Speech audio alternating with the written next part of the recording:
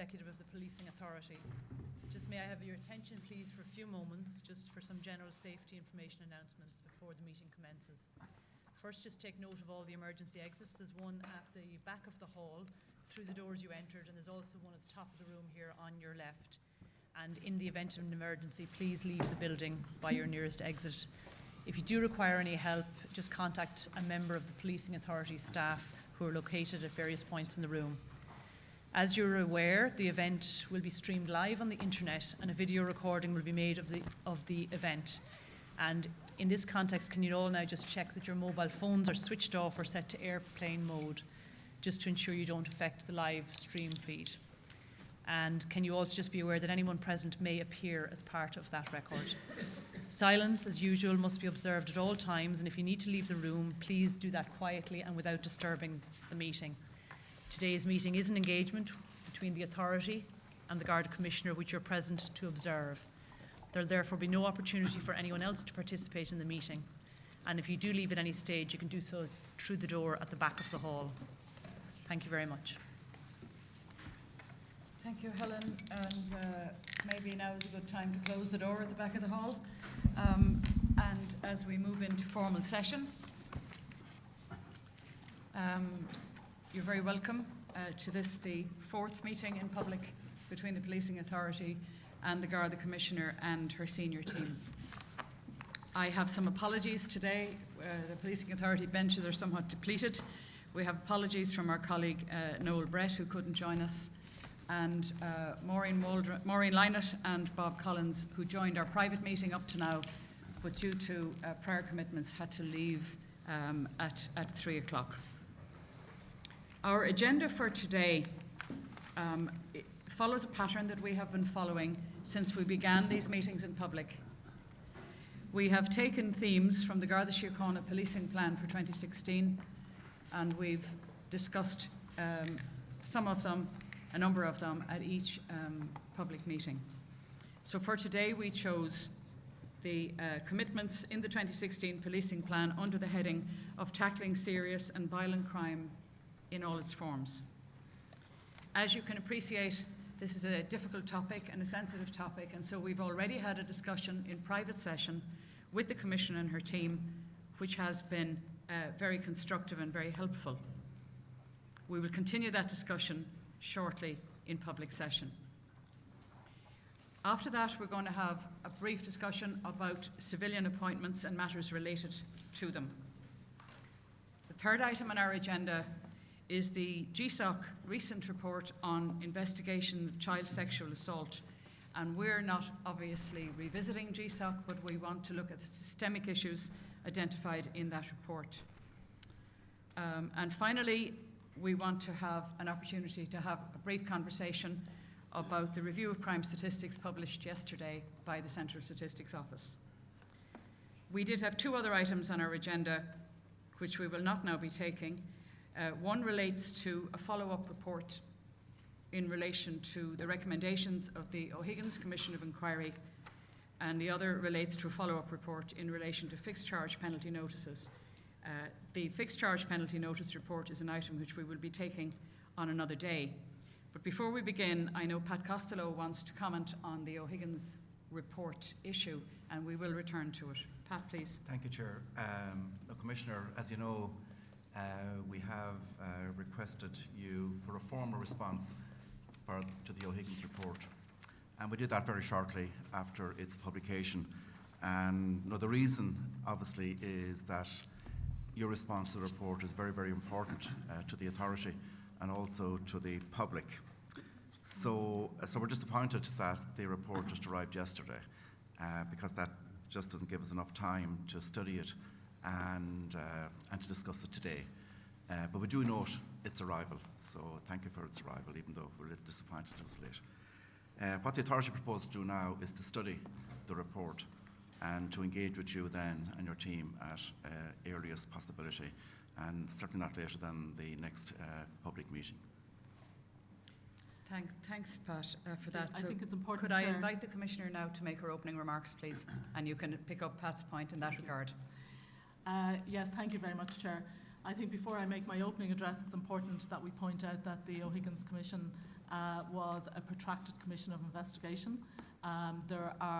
It's a very comprehensive report that was produced, and it takes some time to examine in the overall context. And as you're aware, the response to it was requested by the department, so that's what we copied to you yesterday. But thank you for the acknowledgement of that. So, Chair, authority members, I'd like to take this opportunity to provide you with an overview on progress on some of the matters on the agenda today. As you're aware, a key element of our modernisation and renewal programme is ensuring that we have the right people with the right skills in the right place. And in that context, we very much welcome the recent government decision to ensure that the workforce of Garda Síochána is increased to reflect a modern, progressive 21st century organisation. I thank the Policing Authority for its support for this expansion and your ongoing support and contribution in relation to filling the positions that have been identified. The commitment of continuous recruitment of both Garda, civilian and reserve members will make a major difference to our organisation. We've already seen the difference that new Garda recruits are having internally and externally, and the recent expansion of our analysis service and indeed the appointment of our Chief Administrative Officer and other key civilian figures have hugely helped in making sure that we are moving in the right direction. Expanding the organisation will not be done overnight and cannot be done overnight. It needs significant planning and significant investment. We are currently developing a detailed and comprehensive resource plan that will cover critical elements such as the selection and recruitment processes, as well as the resources, the accommodation and the training that our new personnel will require. This plan will be completed over the coming months. At this point, what we can say is that the ideal is to draw together new blood, fresh ideas and civilian perspective and put them together with our corporate knowledge and operational knowledge that members steeped in the history of Garda Síochána and know how policing works at every level throughout the organisation. And it's that blended skill set that will take us to where we want to go. In bringing new people, we want to ensure we are hiring people with the skills that we need so we can successfully prevent and detect crimes now and into the future and deliver a professional, accountable policing service. This will require hiring people from a wide variety of backgrounds and specialities so that we have that blended skill set. It's much more than just creating a Garda and civilian mix. It's actually creating a real blended skill set with differing perspectives, different expertise, and augmenting the professional policing skill set that exists within the organisation. Further to the improvements already made under the Modernisation and Renewal Programme, progress is being made on other individual initiatives, as well as the overall governance to ensure that the biggest change in the history of Garda Síochána delivers real and lasting benefits for the communities that we serve. And I think it's important at this point that we say it's not just about the here and now. We're actually moving towards the next 100 years of policing in this state. And the job of work that we're doing now is going to make sure that we're prepared and ready for that. So I would like to take this opportunity once again to thank the authority for your support for our programme, and that we will see the modernisation, professionalisation and renewal of Garda Síochána. Serious and violent crimes such as organised crime, assaults, sexual crime and burglaries go to the heart of what a police service do. We're very aware that they impact greatly on the quality of life in communities, the length and breadth of the country. Garda Síochána's objective is to protect and support those communities. We are determined and resolute in tackling these crimes, as the organisation has done throughout its history, to ensure that civilised living can continue. In the last number of months, Garda Síochána has made significant progress in tackling organised and serious crime gangs, which cause such harm to communities, both here and internationally. We've built on the expertise and experience in our Drugs and Organised Crime Bureau by introducing a special crime task force, and we will soon augment that with the introduction of a regional support unit for the city. While DUCB continues to target organised criminality in all its forms, with a concentration on high-value targets, the Serious Crime Task Force focuses on criminals working at the lower levels in organised crime gangs. We've already seen the immense value of this approach, with a number of very significant arrests and seizures achieved in the last number of weeks that have degraded organised crime gangs by taking guns, cash and drugs from them, and have seen a number of people charged and before the courts. Overall, between the 9th of March, when the Drugs and Organised Crime Bureau was established, and the 23rd of September 2016, Just to give you a snapshot of that, there has been 1.9 million, almost €2 million worth of cash seized. 35 guns, firearms and 1,000 rounds of ammunition, including AK-47, AK-74 assault rifles, submachine guns, sawn-off shotguns, Glock pistols and other semi-automatic weapons and silencers have been taken off the streets. €36 million worth of drugs have been seized, and 170 people have been arrested for offences such as drug trafficking, money laundering and possession of firearms. In addition, many serious and organised crime gangs operate internationally, and as such they can only be effectively tackled through international cooperation. We are working actively with our counterparts in Europe, as well as in Europol and Interpol, and indeed with counterparts in both law enforcement and security agencies internationally to share intelligence and examine how such gangs can be disrupted, dismantled and brought to justice. This cooperation was most recently evident in Dublin and Spain against an international organised crime gang. For the first time, members of Garda Síochána were accompanied by colleagues from La Guardia Civil and an operation in Dublin, and we also had officers present in the Guardia Civil's operations in Marbella. Such operations require very significant planning and information sharing over a long and protracted period. However, all that advance work pays off and provides us with the template for future joint operations, which will become more commonplace as no single law enforcement agencies or intelligence agency can solve this problem alone. We can only do it by working together, and by sharing information and intelligence, we are stronger working together. We continue to drive down burglaries through Operation Tor. As you'll have seen, they were down by over 30% in the first quarter of 2016 and over 25% in the second quarter, according to the CSO figures. This reduction has been largely due to increased visibility and public awareness. Working in partnership with the community has led to this success. For example, to date there have been over 32,000 patrols, more than 41,000 checkpoints and nearly 17,000 searches conducted under Operation Tor. Nearly 50% of respondents to our public attitude survey recognised the advantage of Tor and resulted in them changing their behaviour in relation to their home security. So it's that spirit of partnership working which we want to build on. However, we're not going to be complacent. Burglaries tend to rise during the longer winter nights, and our focus over the coming months is to ensure that we continue to protect and support the community throughout the country through checkpoints, increased patrolling and burglary hotspots, providing impactful and useful crime prevention advice, and working with our partners on initiatives such as text alert and denying the criminals the use of the road network.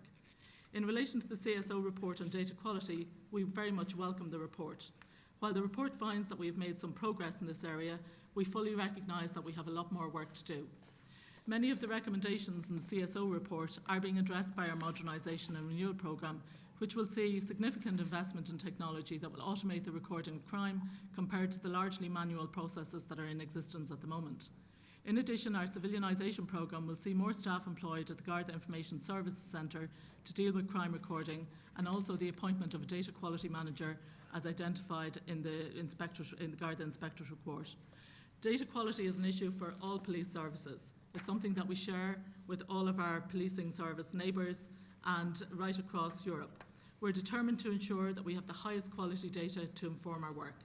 As outlined at a previous meeting with you by Dr. Singh from our Garda Analysis Service, we've seen a link between an increase in assaults and the vibrancy of the nighttime economy. For example, in the Dublin metropolitan region, the number of assaults causing harm rose from 1,396 in 2012 to 1,707 in 2015, while minor assaults increased from 3,100 to 3,337 in the same period. We want to make sure that we adapt our approach to minimise assaults to enhance community safety. To achieve this, we've put in place a multi-stranded anti-crime strategy from early September. This has involved a range of activities across a number of different areas. Under the Operations and Crime Prevention strand, assault hotspots have been identified, and there has been high visibility policing presence in these areas at key times. And I know the CEO of the authority joined us on a patrol recently in the inner city, and I would like to thank the CEO for that. Under partnership, Garda Síochána is working with licensed premises, the business community and local councils to address issues around antisocial behaviour. Under education, a public awareness campaign titled Use Your Brain, Not Your Fists was introduced in September. It is currently running on a range of media highly used by males aged between 18 and 39 as this group accounts for the vast majority of assault perpetrators and victims. Partnership is also critical in dealing with sexual and domestic violence, whether that is working with other agencies such as part of the COSC strategy, liaising with victims groups and individual victims, or other law enforcement agencies. We've also strengthened our response by establishing the Garda National Protective Services Bureau, and under our modernisation and renewal programme, further improvements are being implemented, including setting up of regional protective service units across the country to ensure that investigations into domestic abuse and sexual crimes are conducted in a consistent and professional manner. On the preventative side, a risk management process which aims to protect victims of domestic abuse is being established, and both measures will be started before year end. As we have outlined previously, Chair, Garda Síochána continues to make progress across a number of areas to protect and support communities.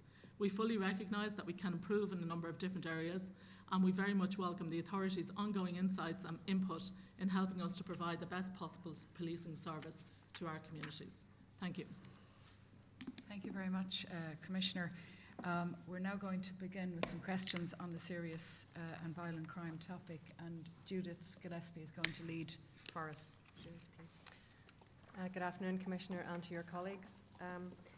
Can I first of all congratulate your officers and staff on those results that you've referred to there. The specific numbers of arrests and seizures are very welcome. But notwithstanding these results, the threat of serious violent crime remains, and the fear in communities remains real.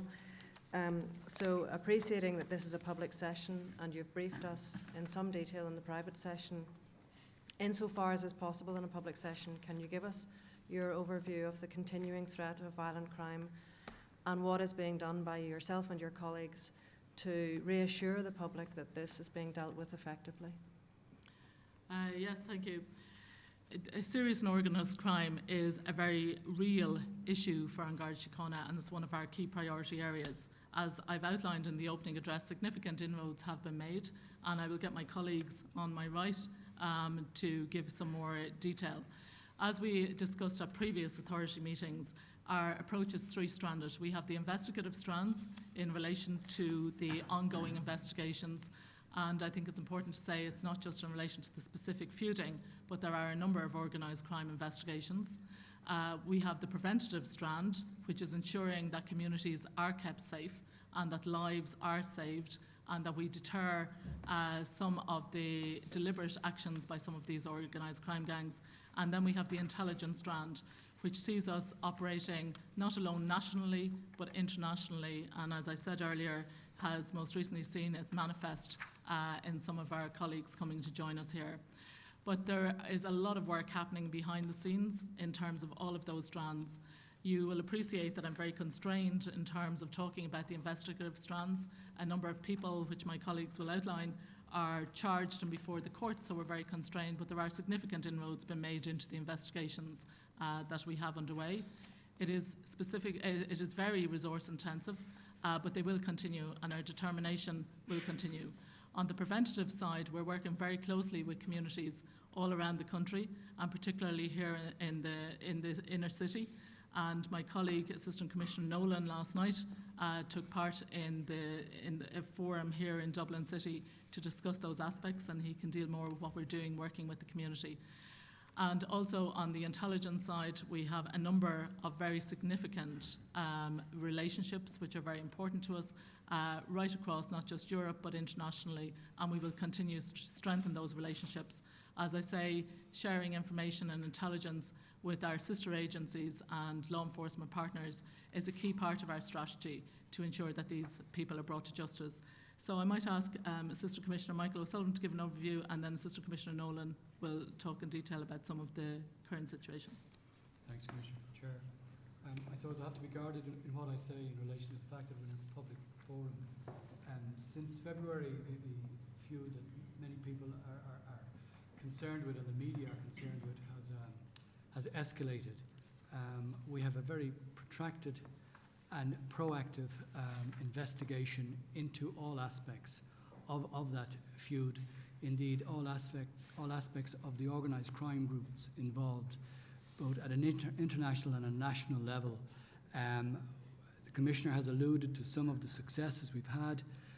Even since February, there are millions of euros worth of cash seized. There are huge quantities of firearms seized. Groups have been disrupted. Some groups have been dismantled. In addition to the ongoing investigations into the dreadful murders within the city, and in particular into the north inner city, my colleague, Assistant Commissioner Nolan, will talk perhaps in more detail about that. But I think it's important to note a number of murders have been prevented by disrupting criminal activities, and many people have been, cars have been seized and firearms have been seized. Could you put some numbers around those facts that you're talking about? You know, how many firearms, how many cars, how much cash? I could certainly say to you that I could give you a date since going back as far as March 2015. These criminal gangs, needless to say, didn't start in February when the Regency incident happened, but certainly since the Drugs and Organised Crime Bureau was set up, which was on the 9th of March 2015, I would safely say in excess of 35 firearms have been seized. Somewhere in the region of 167 people have been arrested for offences such as drug trafficking, firearms offences, money laundering, and a variety of other offences. 1.9 million euros in cash has been seized, and there's a variety of other investigations which are ongoing in targeting other aspects of the organised crime groups.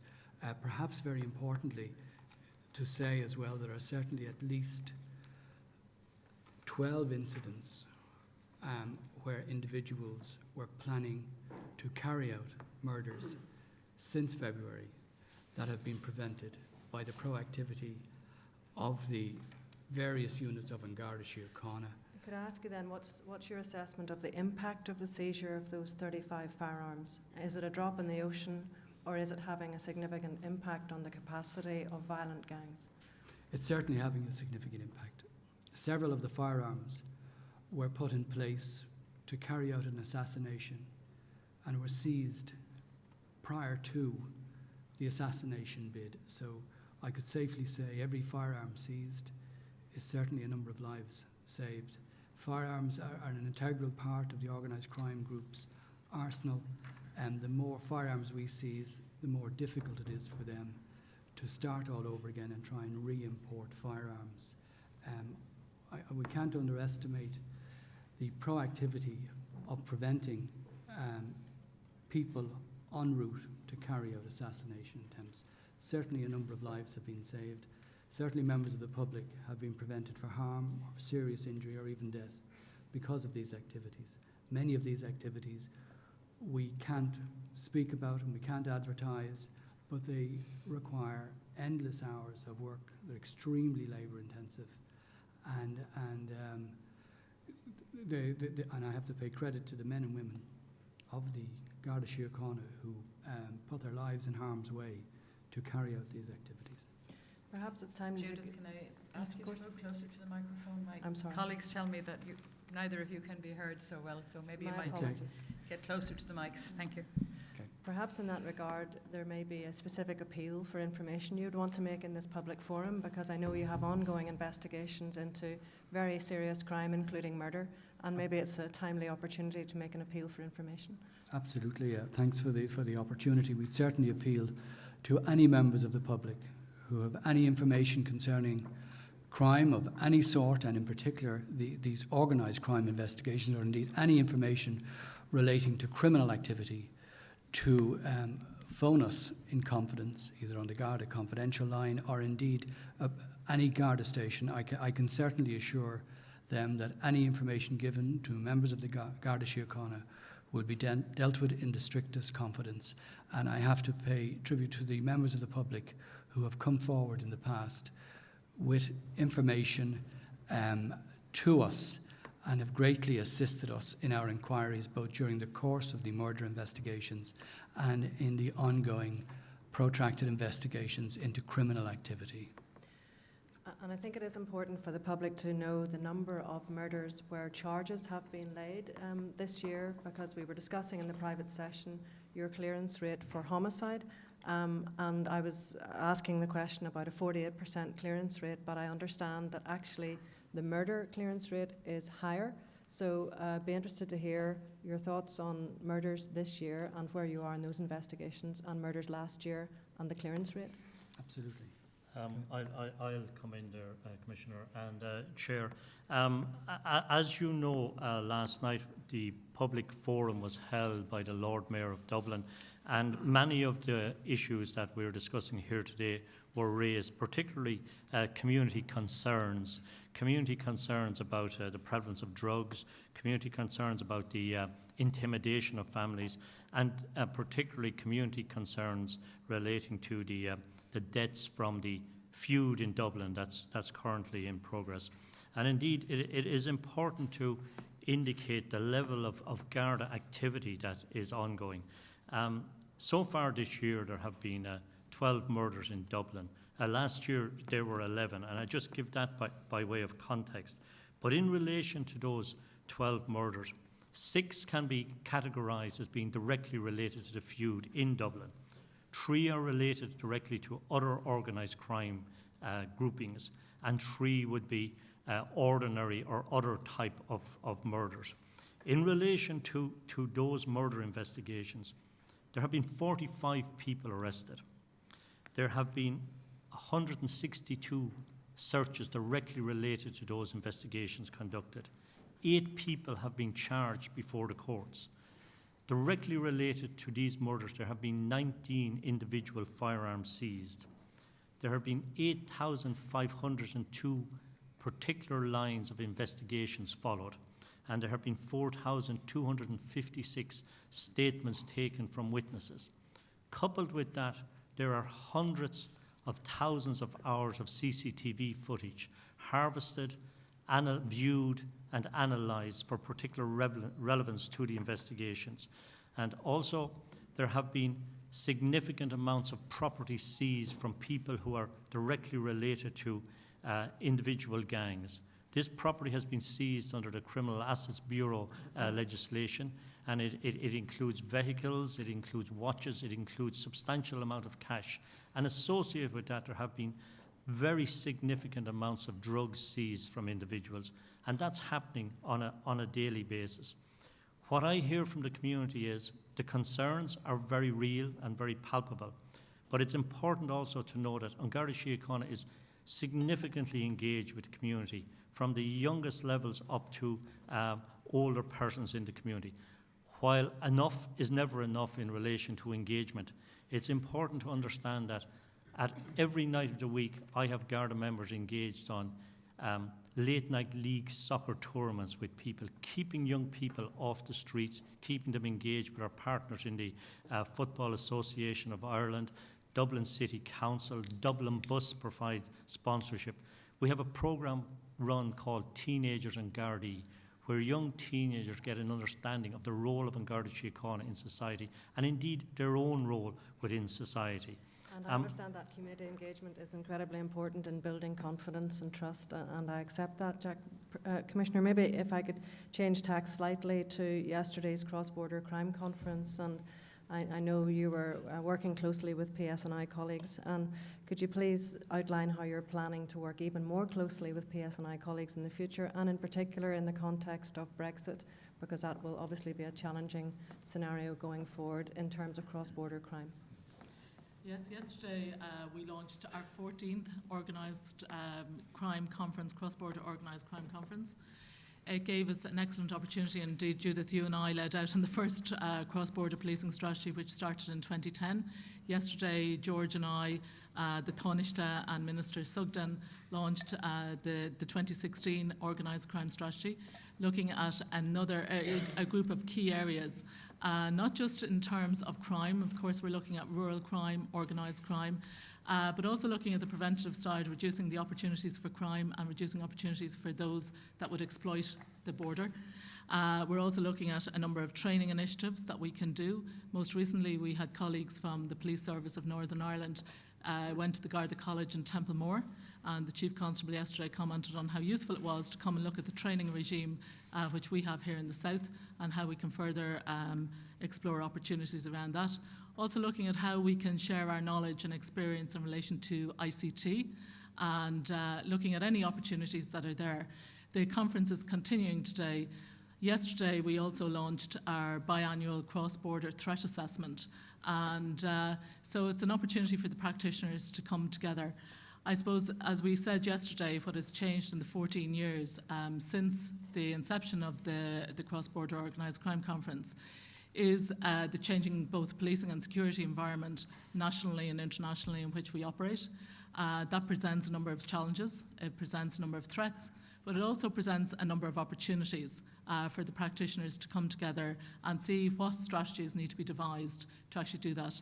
And I think it's important, as you would know, but I think it's important for the authority members and for the public to know, it's not just about the police services, it's actually about all of the agencies, so revenue and customs agencies north and south of the border, the Criminal Assets Bureau and the Assets Recovery Agency north and south of the border, because we want to make sure that this is collective. One of the issues that we discussed yesterday and that we will follow through under the cross-border policing strategy is actually raising community awareness about the impact of organised crime. And, you know, particularly around raising the awareness, let it be people who are buying, coming into the Christmas season, counterfeit alcohol or counterfeit handbags, whether that's about the harm that some of the illicit products can actually cause to health, and raising that awareness. So that's an objective out of this year's conference. You asked about Brexit. You know, again, Brexit is at the very early stages.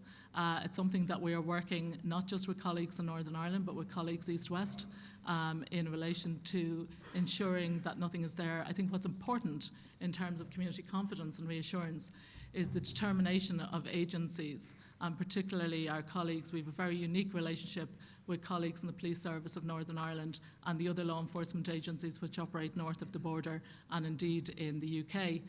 And it's the determination to continue to work together. And from Garda Síochána's perspective, we have a number of bilateral arrangements with other law enforcement agencies who are outside the EU institutional arrangements. So we have a lot of experience in making sure that those bilateral arrangements work in practice. So again, we will closely work together. We have a shared determination, which was re-emphasised yesterday by both the Justice Ministers, but also by the Chief Constable and I, that our determination to work together will continue. The relationships that we have grown very strong, and I think it's important as well to remember that those relationships were institutionalised probably long before the EU arrangements. So of course Brexit is going to throw up issues and challenges, but nothing that can't be overcome. And is there anything specific that has been put in place to prepare for Brexit in terms of structures or processes with PSNI and other agencies? There are a number of different arrangements in place, both north, south and east, west, and we're partaking in all of those. Can you specify what those are? Some of them are intergovernmental and some of them are interagency, but we have membership of all of them. Okay, and just finally from me before I hand over to Moling, you mentioned there rural crime and fear in border communities. Can you point to any particular successes that the cross-border strategy has raised in terms of cooperation and reassurance in those areas? Because it was an issue that came up in our JPC consultation meeting very strongly, fear in rural areas and in particular border areas. So it would be really good to hear of some specific numbers, successes, arrests, charges that have resulted from your work there. Yes, I can ask Urchin to give some specific statistics, and as you'll appreciate, we haven't got all of the data here with us, so we can actually supply detailed data because it's very difficult to have everything with us. But we do have an encyclopedic knowledge in Dr. Singh, so I'm sure he can give some of the statistical data. But what I can say, to give some specific examples, and if I give maybe a real tangible example, a couple of weeks ago I attended the Ploughing Championships. And it was really, really interesting to go around and meet communities both from north and south of the border, but also to meet particularly rural families and farming communities and to speak to people. We've done a lot of work north and south with the IFA, for example, with Mincha na Tíre, and with other agencies, particularly around our Neighbourhood Watch, which operates, as you know, on both sides of the border. But one of the very specific examples is around the marking project, the farm machinery marking project that we have. And again, you will have seen about 2 weeks ago we had a property recovered day. So actually, part of the success is that actually we're recovering a lot of property that is very difficult to identify and reunite with its owner, which we really want to do. And as we had our own Garda tent at the Ploughing Championships, but as I walked around and engaged with people, the amount of people that were saying actually we're seeing a really tangible presence in the community, particularly in rural communities. And part of that is making sure the reassurance is there. I know we touched off it earlier in terms of some of the consequences of Operation Thor. It's not just about the patrols and it's not just about the high visibility patrols, but it's about giving out the crime prevention advice. At the Ploughing Championships, we launched our Home Security and Safety initiative, which is actually encouraging people to lock up and light up to make sure that their homes are safe and secure, particularly for rural and farming communities, making sure that actually their property is properly marked. And you asked about the successes. So an example of the cross-border successes, recently we ran a couple of operations north and south, and a significant amount of property was recovered. But also the partnership work that's happening with IFA and Winch na Tíre is north and south. Here in the south in particular, we were delighted with the recent investment by the Taoiseach in expanding the text alert scheme. It doesn't just act as a crime prevention initiative, but actually it also operates as a reassurance tool. And the feedback that we're getting from communities is that they find that extraordinarily useful in terms of being able to communicate with the community themselves, but also with the designated Garda contact. And that's operating now in the north as well. So there's a lot of sharing of experience and working together to ensure that we can prevent crime from happening in the first place. I'm just conscious of time, and I wanted to give Gertrude 1 minute to say if there is anything specific you could point to in terms of successes in cross-border crime. Well, I can, in terms of specifics, what I can point to is that there have been some general reductions across the northern region. So the northern region would be the region that bans across, connects up with the PSNI. So for example, if we have a look at our property crime types that containing burglaries, robberies, thefts, we have seen reductions there. So we're down 21% on the year to date so far. 23% down on the year to date so far. That's slightly ahead of the national figure. There are certain incidents which are obviously kind of impactful on people and communities. For example, robberies. So if we had to look at robbery of an establishment and institution, the northern region was slightly higher than it should have been last year. We're way down now. So we've made about a 60% reduction on robberies in establishments and institutions. Robberies from the person, we've also made reductions. Again, we're down about 42%. Where the northern region has some issues is where the rest of the country has issues right now, which is, again, within the growth in the nighttime economy and the assaults. But there has certainly been kind of good progress being made. I think maybe while we're in the public forum, Chair, if I can, just to add to that, we're very conscious as we come into the darker nights again, and it's about reassurance to the public. And, you know, we're very conscious that we want to ensure that the community engagement and the visibility that we have in place through Operation Thor continues. We want to make sure that the partnership work continues, because the statistics are one thing, and we can point to reductions right across the country and particularly in rural areas. But really for us, that's not what's important. That's what can be measured. And sometimes we can focus on what's easy to be measured. What's harder to be measured is actually the fear and the reassurance piece. So we want to make sure that we're working with communities, with community groups and with individuals. So through our station network, through our chiefs and superintendents and our regional commissioners around the country, we want to make sure that we're engaging.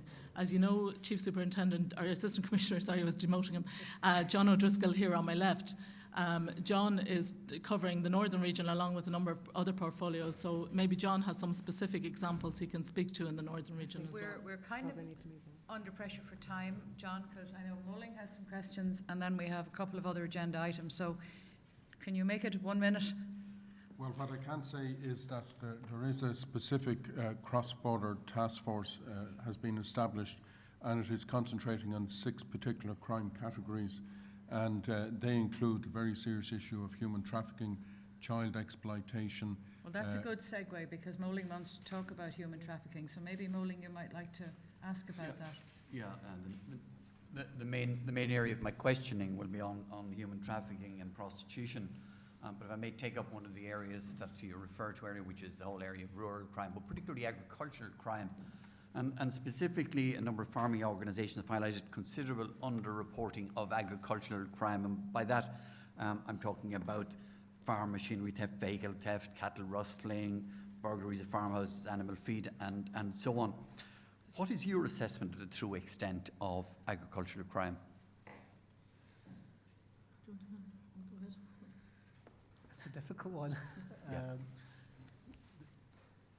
It's what we can't get at is a reporting level that you Gertrude, pointed we need to. you to get nearer the mic, sorry. Oh, sorry.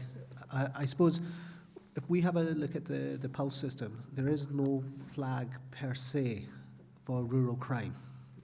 So what we actually have to do is we have to kind of do an additional piece of analysis which kind of maps on the incidents onto kind of rural areas. We had done some work in the past on this, and one of the things that we have seen is that we didn't actually, from the recorded crime, see any significant increases in rural areas over the past period. In fact, the increases that we actually saw were mainly in the urban areas. Now, this could be down to recording or reporting levels. So one of the things I would encourage people to do is that if there is an incident, please do report, because we will not be able to get the true aspect or the true level of crime or the true understanding of the crime unless that incident is actually kind of And if you reported don't to have us. the true level of crime, well, then it's very difficult to develop strategies to counter it. Exactly. Yeah. Okay, thank you for that. I want to address, as I mentioned earlier, human trafficking and prostitution, and I was taken recently by the report from the US Department of State on trafficking in persons, looking at 2015, and it noted that there were 91 new trafficking cases in 2015. But it did also note that the Irish government didn't report any criminal convictions for sex trafficking or forced labour under our 2008 Act in 2015. What do you see are the particular difficulties in bringing traffickers to a situation in which they can be charged with the offence and indeed convicted? Well, it's obviously a very, very complex area. And as you say about the US Department of State report, I think actually that report highlights some of the complexities and the difficulties of investigating human trafficking. Here in this jurisdiction, we have the Anti-Human Trafficking Investigation Unit, which is an interdepartmental unit. We work very closely with all of the agencies that are involved in that, and also with a number of the NGOs. And again, I might get my colleagues here, as Assistant Commissioner O'Driscoll has referred to, even in the North-South, which may be a good indicator. And I know we discussed it at the private meeting of the... do you want to take that up, John? Well, what I can say is that for a period of time, human trafficking rested within my area of responsibility when I was head of bureau at the Garda National Immigration Bureau. It has now moved to the Garda Protective Services Bureau, where there's more of a focus on victims. But the reason it existed within the Garda National Immigration Bureau was because of the extent to which foreign nationals featured among its victims. And one of the serious difficulties we had in gathering evidence was the fact that a victim would come to us and give us details about things that happened in another jurisdiction, in another part of the world, and to get information to help a prosecution was very difficult. Also, in many cases where human trafficking is reported, it's associated with other types of crime, such as sexual exploitation. And very often there will be a preference from the perspective of the prosecution service to pursue crimes relating to those other offences, which may be less complex and less difficult to prove than the human trafficking aspect of the case. So that is a feature. You know, the trafficking report, the TIPS report, as it's called, the Trafficking in Persons report, places Ireland again, I think, for the 4th or 5th year in a row in Tier 1, which is the best tier in terms of Ireland's approach to the issue of human trafficking. Do you have a sense that it's an issue, because again it showed a modest increase in 2015 over 2014, do you have a sense that it's becoming an increasing problem, both sexual trafficking and forced labour trafficking? One feature that we have to be very alert to at all our human trafficking training courses in Templemore since training started maybe 8 years ago, the former head of the UK Human Trafficking Centre has attended and has explained to us how things are developing in the UK. And we find that as time progresses, everything that has happened in the UK is gradually appearing here. So in the UK, for example, they are finding more cases where UK nationals are actually victims of human trafficking. And that is something we're very alert to here, that the fact that while we have in the past had a considerable number of foreign nationals as potential victims, that into the future we can expect a change here. But to what extent do you involve NGOs in this particular area? And there are a number of them who are very active in this area. To what extent do you involve them in the training of officers in Templemore on trafficking matters? Well, first of all, the training course that is delivered to members was jointly devised by the Garda Síochána and IOM, the International Organisation for Migration, who delivered the training along with personnel who are expert in that area within the Garda Síochána. All of the relevant NGOs are invited to participate in that training and have participated for the last 8 years, such as Ruhama, Migrants' Rights Centre, Ireland. By the way, this is training which is delivered to both members of the Garda Síochána and is attended by personnel from the Police Service of Northern Ireland. Indeed, we had personnel from the Defence Forces at our most recent course because of human trafficking, the potential for it to arise on the high seas and in the fishing industry. So there are a number of specific areas where there are operations in place at the moment where we see real potential for trafficking. For example, the whole area of bogus marriages. There's an operation, I think, called Vantage, Operation Vantage, dealing with sham marriages, and it is focusing through having personnel from the Human Trafficking Bureau, the Garda Protective Services Bureau involved. It is identifying potential victims of trafficking in that area. Also, and again, at an international level, we have seen that the whole car wash industry is one that needs to be watched. And very recently in County Meath, a number of people were arrested and a number of victims recovered and given the necessary protection that is available to them. In that context, and I appreciate what's being done, in terms of the training of Gardaí, particularly the earlier stages of their training, is trafficking or the identification of evidence of trafficking included in the programs that are offered or that are presented to trainee Gardaí? Yes, indeed. And on our portal also we have placed all the relevant documents and the international documents which exist in terms of best practice in identifying victims of trafficking. The training course that's run in Templemore has been recognised by personnel from other jurisdictions as being one of the better ones in operation in the UK and Ireland. And there is a particular focus on investigation, the investigation of the crime and identification of victims. Very good. I appreciate the point you made in terms of the type of prosecution that might be taken, particularly in the case of sexual trafficking. I'm interested in that context of the extent to which the Gardaí have identified the extent of the link between prostitution and organised crime, and the extent of revenue that might be involved in that particular process. Do you have any sort of ballpark figure? Is that asking too much? Well, I will come in there, Chair. On Garda Síochána has been running an operation called Operation Quest, which is specifically focused on the links between organised crime, prostitution and brothel keeping, etc.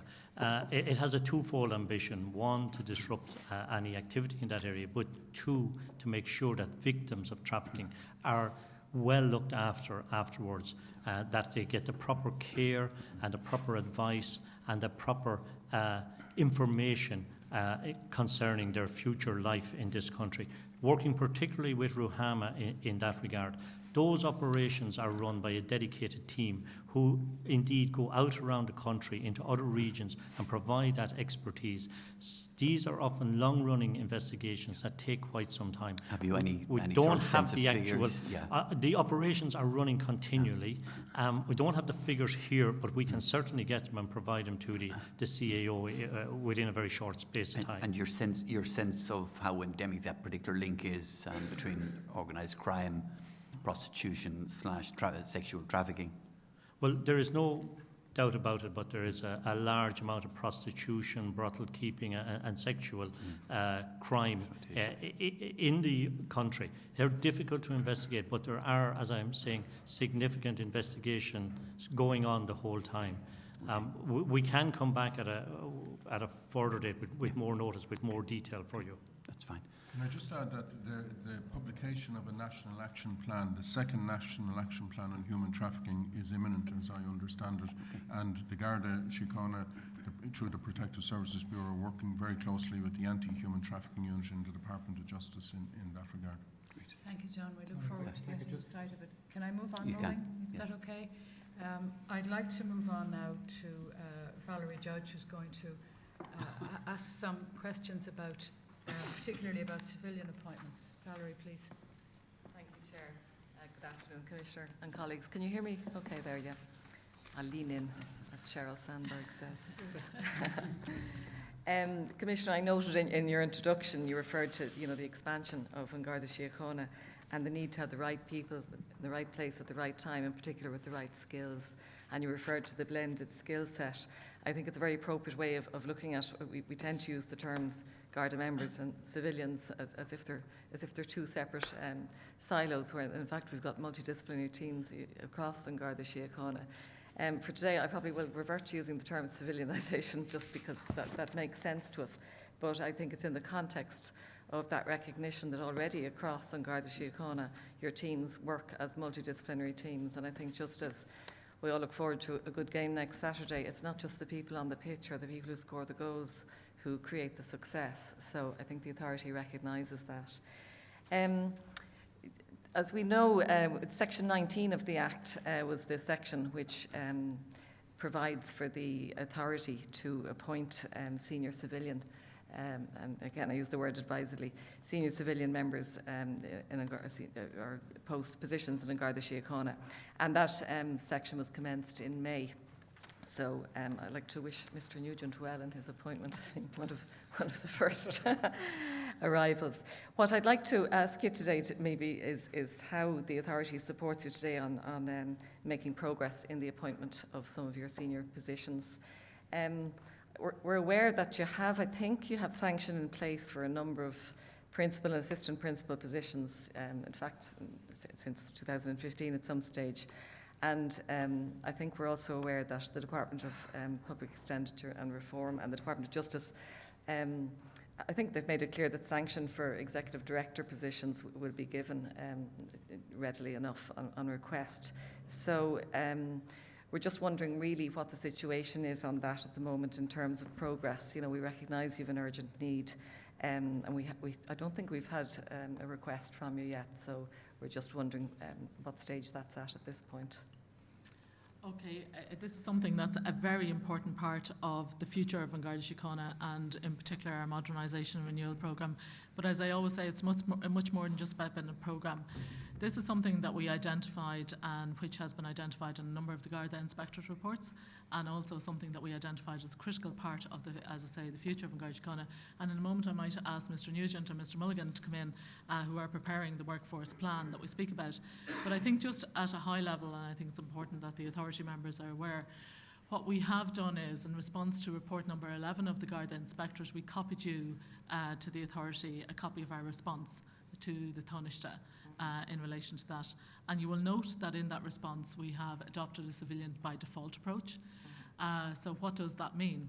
What that means is that actually we want to move away from, exactly as you describe, a Garda versus civilian. This is about having a blended skill set, a team. and a team that is fit for purpose for the future. So augmenting the professional policing skill set with a professional skill set that is required. So I always use the analysis service as a very good example of that. We have identified a number of other priority areas, which indeed a lot of them were identified in the Garda Inspectorate report. But as we devised our plan, we have identified areas that would be valuable to a modern and efficient and effective policing service as we go to the next 100 years of policing. Some of those you will see from our organisational restructuring. Some of those are at executive director level, particularly in the areas of our STO and the area of legal and compliance. And you will see at the top of the organisation, we want it from the top down, but all the way through the organisation. And also recognising that we have to have the right people in the right places.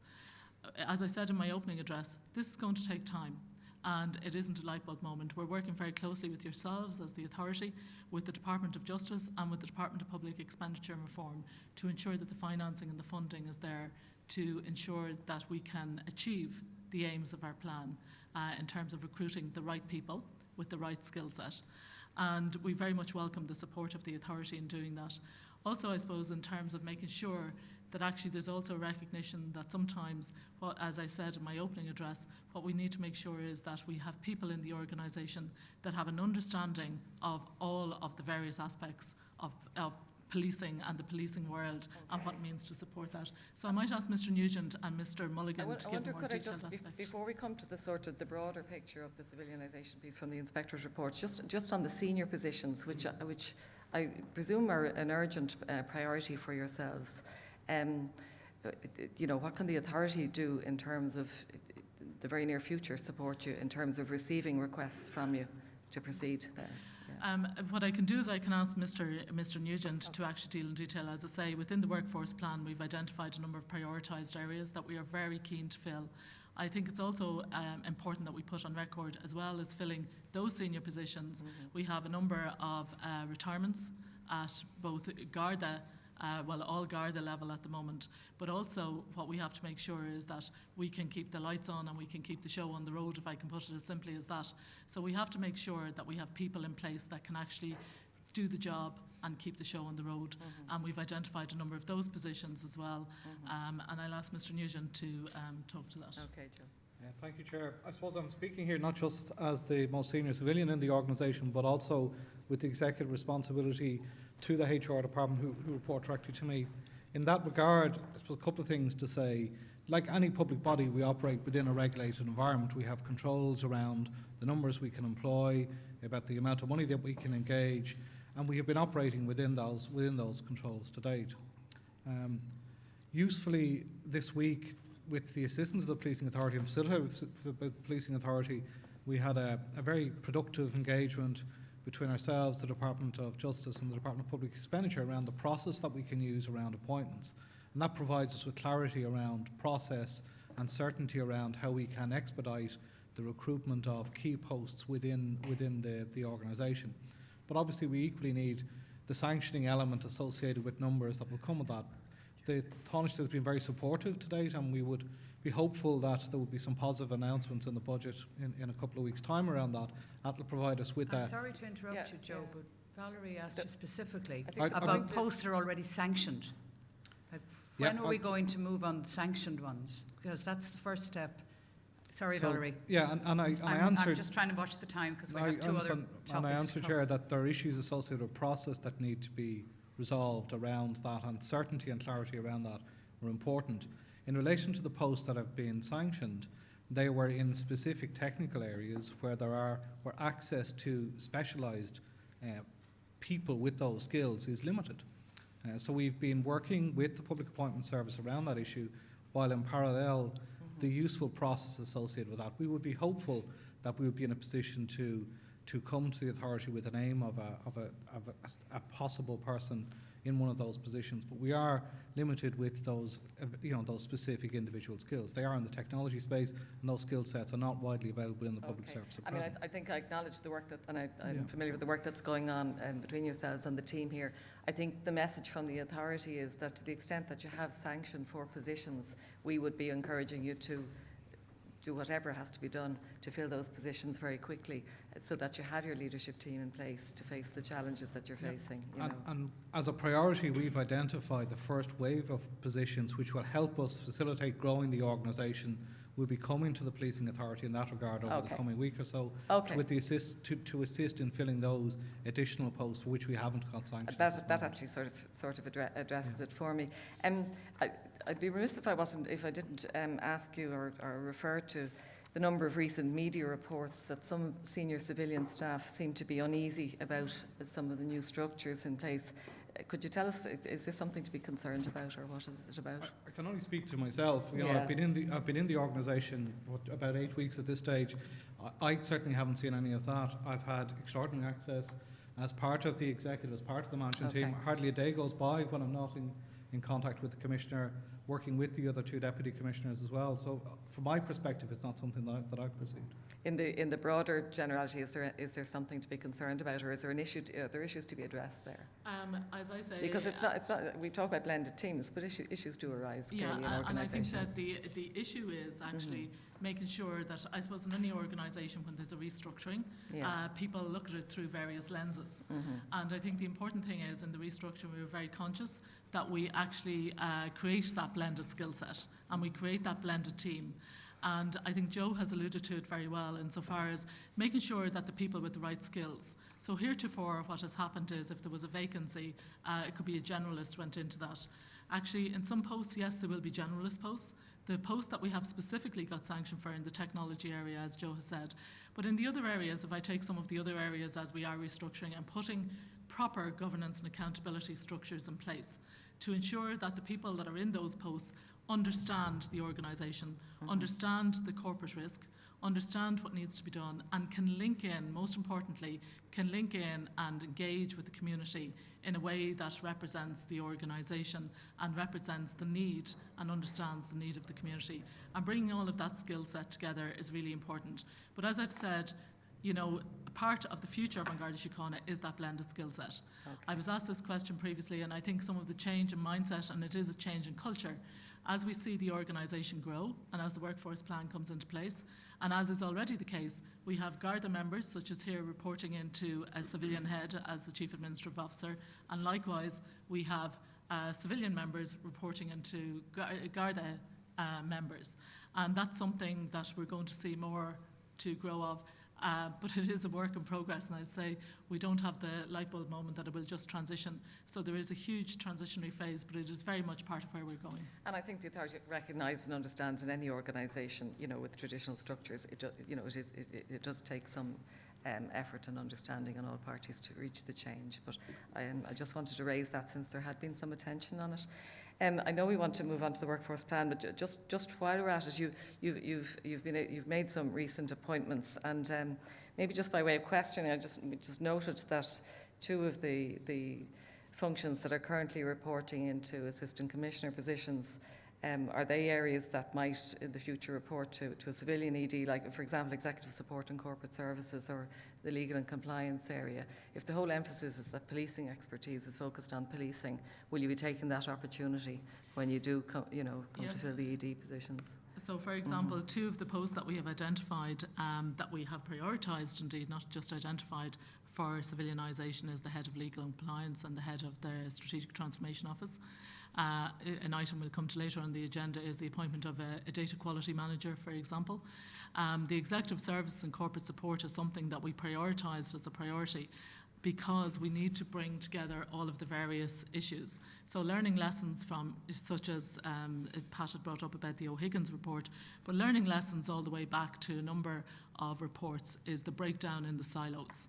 And actually be able to bring it together quite frankly, we are running a 21st century organisation on somewhat of 1940s, 1950s architecture. We need to change that architecture, and that is what we have started.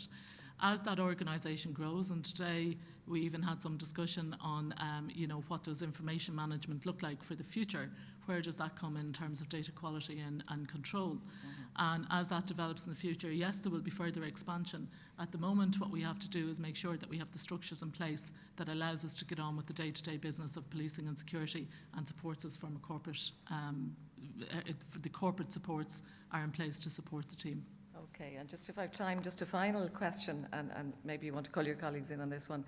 The government decision on 5-year reform and workforce plan for the Garda Síochána specifically asks for some work to be done by the Commissioner in conjunction with the authority. So we're aware that work is underway on the workforce plan area, and we look forward to engagement on that, obviously. We've also been asked as a priority, and actually before the end of 2016, so this is imminent really, to identify the posts suitable for redeployment, having regard to the 1,500 identified in the Inspector's report.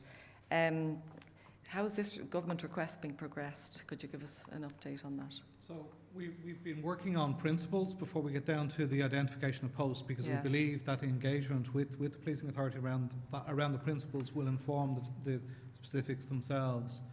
And those principles are, some of them, would be fairly obvious, civilian by default, as an example, providing opportunities to release people to operational policing services as fits in with that. So we are looking at this at present. We are working on principles. We will be engaging with the policing authority, as we spoke earlier this week about in that regard very shortly. I presume, just from my own experience, it's not as simple as post for post. You'll be looking at pieces of posts and re-engineering some processes, etc. So is that work part of the plan?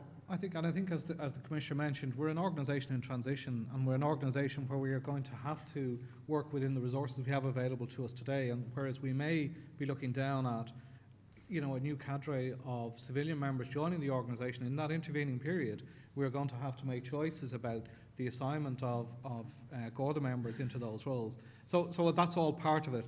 And clearly the sequencing of movement into posts that could be deemed to be, to use your phrase, Valerie, civilian posts, will require the additional resources that, as I said, we hope will come forward, out of the budget process. Okay. I think it'd be useful maybe occasionally at this forum to just bring ourselves up to speed and bring the group up to speed. But I am conscious the executives are working together on this, so I'd like to commend that. Final question, just the progress on the workforce plan. Maybe briefly, could we have a comment on that?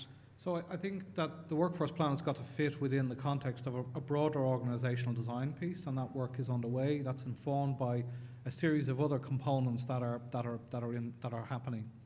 So we are at a stage where the design of a tender to assist us with the technical expertise we need at the moment to help us doing that. That's at an advanced stage, and that will inform some of that. There's other pieces of work going around associated with divisional/district policing, which equally will inform some of that process, and also some consideration of how our corporate support services are going to operate. So all of those individual elements will run in parallel and will feed into that process. In terms of timelines, by the time we get the procurement in place, with discussions with the policing authority, we'll be looking at later this year before we really get into the meat of this. But we'll obviously keep the authority informed. What stage are you at in the procurement process? The RFT is ready to go. Okay. So could I just add to as well that in relation to the new Gardaí that we've been bringing in and where we're deploying them, that we've done a lot of work on our demographics, our retirement exposure, where our people are, crime, etc. We've done a lot of work with Gurchan's people, and we're using that now in relation to where we deploy our new staff. So, even though we're going to go and do a much more in-depth workforce planning, we have started the process. Okay. Thank you, Alan. Thanks, Commissioner. Thanks, Joe. Just to echo a point that Valerie made, Joe, you're absolutely right. Of course the lights have to be kept on. There's jobs to be done with the team that you have, and we wouldn't want anything that we say to suggest otherwise, which is probably why we're putting emphasis on moving on the sanctions that you have, because it seems to us that where there is capacity available to you, and where redeployment options exist, then that has the potential to just help on the policing side of the house. And so that's the reason we're pursuing this line of questioning. It isn't anything else. And so we will, and we've also been charged by the Taoiseach indeed to work with you on the redeployment and on the workforce planning. So we will be pursuing this fairly closely in the coming weeks. Can I now invite Vicky Conway to move on to the next item on our agenda, which is a recent GSOC report in relation to specific sexual assault cases. And just to repeat, we're not redoing the GSOC report, we're not visiting the case. We want to have a conversation about the systemic issues and the recommendations that GSOC made. Vicky. Thank you, Chair. Just for clarity, obviously, this report stemmed from complaints made by 2 persons relating to offences committed in 2008 who complained that delays in Garda investigation resulted in a successful judicial review of a decision to prosecute. And the allegations in particular concerned the rape of a 7-year-old and an 8-year-old girl by a also child who was 15 at the time. Now, GSOC found that a serious failure of the system occurred in this case, and that it occurred from shortcomings in Garda internal communication, external communication, policy, directives, training and guidance. I'm sure you'll appreciate that the authority is deeply concerned by these findings, given the severity of the allegations concerned and the vulnerability of the victims in this case. It is alarming when the allegations are made by and perpetrated upon persons so young. We obviously appreciate that 8 years have passed since the incidents in question, but obviously it overlaps significantly with some of the issues that emerged in both the O'Higgins report and the inspectorate reports into the investigation of crime. So we want to take a bit of time to consider the findings and the recommendations and how Garda Síochána is responding to those. And this is essential, obviously, to prevent such failures reoccurring, to ensure the safety of children in line with children's first principles, and to ensure victim confidence in Garda investigations. I suppose one of the more striking parts of in reading the GSOC report, which was published 2 weeks ago, is the fact that while the investigation initially progressed really well, within 6 months the investigating sergeant was transferred, and it was some time of almost 3 years before another investigating sergeant was appointed to this case. And the matter progressed again very quickly once that appointment had been made. But it meant that it was 3.5 years before the file was sent to the DPP. We know that a new case management system is being introduced, which would hopefully flag these things in the future. I'm not sure if you're willing to comment on why in that particular case it took that long for a reappointment, but perhaps more generally you might comment on, what happens today if somebody is transferred, what happens to their cases, and can we be assured that there would not be a 3-year delay in reassigning a case in such a serious criminal investigation? Yes, we can certainly comment on it. I think, as the Chair said, we have to be very careful that we don't reinvestigate the GSOC investigation, but we can certainly comment on the systemic issues, and I'm very happy to do that. It's quite unacceptable that a case such as this happens, and we're very keen to ensure that insofar as is humanly possible, and again, it's around people, it's around systems, but it's around processes as well, but that doesn't in any way take away from the impact on the victim, and we're very conscious of that. So in fixing the problem, we want to make sure that we recognise and understand the impact that cases such as this have on the victim, and any failings are identified and fixed as soon as possible. So I'll get my colleagues to talk in detail about it, but I do think it's very important in terms of the reassurance, and it's much broader than just this specific case. One of the reasons that we have redesigned the organisation in such a way is to ensure that governance and accountability is there. And Valerie had asked a question specifically around executive service and corporate support and the governance and accountability pillar, which Donal is now in charge of. But it's to make sure that actually all of these things are captured, identified and addressed as early as possible. And you'll have seen on the governance and accountability side the restructuring particularly of that pillar with internal affairs, professional standards and right down along, and then linking that into the executive services and corporate support. So in terms of structure, yes, on the 1st of September we implemented the new structures. As we've said, they're going to take some time to actually bed in and put into place, but at least now we're beginning to systemically wide address a number of things.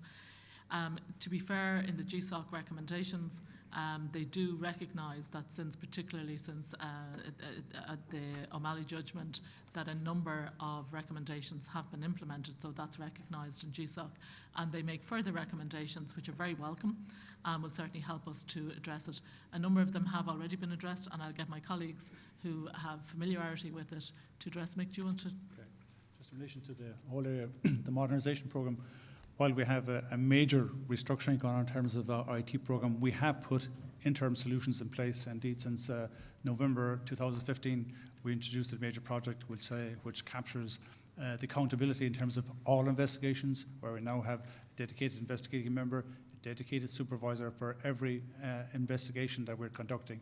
And if any of those members are transferred or if they retire, then that caseload is allocated to another individual person so that none of those cases can fall through the cracks like they did in the past. So while we have our major modernisation programme running, in the interim, we have put in this programme since, as I say, 1st November last 2015, so that we can capture the type of failures which were highlighted in terms of the O'Higgins report, the Gearan report, and indeed some of the most recent inspector report, lacing crime investigation. So those control mechanisms have been put in place now, and they are operating so that what you described there would not happen now.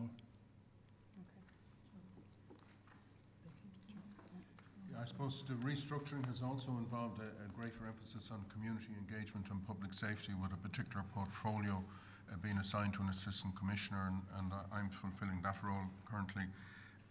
And I note that the GSOC acknowledged the assistance that they were provided by the particular section involved in providing all relevant information to them, and actually describe the changes that have taken place since as being significant, and included, aside from the changes that have taken place to date, there's also a working group sitting at the moment, which was established by the Commissioner, which is chaired by retired Judge Gillian Hussey, and I think met as recently as the 20th of September, and Assistant Commissioner Nolan sits on that working group. Also, a Professional Standards Unit is about to publish a report having examined the structure of the particular unit involved, and that is awaited also. So what will come out of the working group and out of the examination done by the Professional Standards Unit will help also, in addition to the changes to Pulse and to systems of recording. Must be noted, though, I think, that this is a case that went astray, but it is one of, I think, 200,000 cases since the Youth Diversion Programme was established, and it is a huge number of cases, albeit that it is very regrettable that errors occurred in this particular case. And there are very particular child protection concerns that I think emerge from this case, issues such as a 2-year delay in taking a statement from one of the children concerned, and issues around, because the young man in question was attending a treatment team, and there was a delay in accessing reports by Garda Síochána.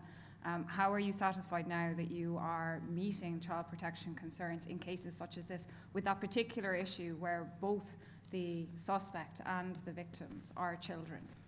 I suppose, Vicky, it's worth noting that in the 2007-2008 period, Garda Síochána did not have an automated juvenile diversion programme.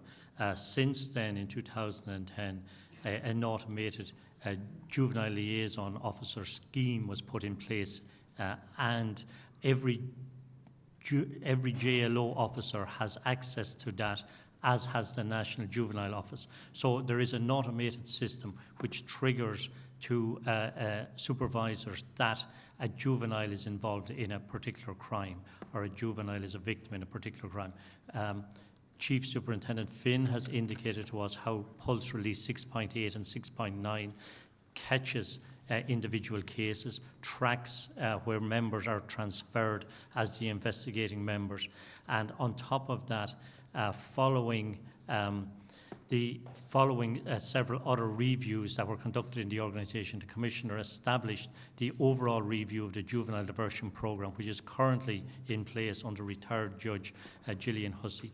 That will include an examination and a review of the recommendations of the Garda Inspectorate. It will also include reviews of best international practice in other jurisdictions that have similar type schemes, such as New Zealand, which is of a particular focus. Also, Scotland has a pretty similar type system. So what I'm saying is, overall, Garda Síochána has been examining this whole area to ensure that cases like this do not endure the delays that have been manifested in this case. We also have Children's First training to all members, Children's First 2 training, the establishment of child specialist interviewers programme, and also the child interviewing suites around the country. So, coupled with the Protective Services Bureau, it's a different space where we are today, and hopefully we would not have an incident like this again. Albeit there are failures in this particular case, those failures are being addressed continually, and hopefully we would not have to have such a scenario in the future. I'd actually like to pick up on 2 points you've made there. Firstly, in relation to the, you mentioned the automated system came in 2010. Obviously, the delay in this case straddled from 08 to 12, so it did straddle that period. And there was a serious issue, it seems to me, in terms of the communication between the National Juvenile Liaison Office and the investigating Gardaí. And I note as well that it appears from this that the investigating sergeant was not a detective sergeant, but in fact a sergeant. Are there now protocols guiding the interactions between the diversion programme and investigating Gardaí to ensure that, because it seems here there was a sense that each was looking after it and it fell between the cracks that way. And those are very reasonable questions to ask. My colleague, Assistant Commissioner O'Driscoll, has indicated that our Garda Professional Standard Unit, at the behest of the Commissioner, entirely to catch issues such as this, has initiated a review of operational processes and procedures. So that should capture any deficiencies in practice, procedure and process.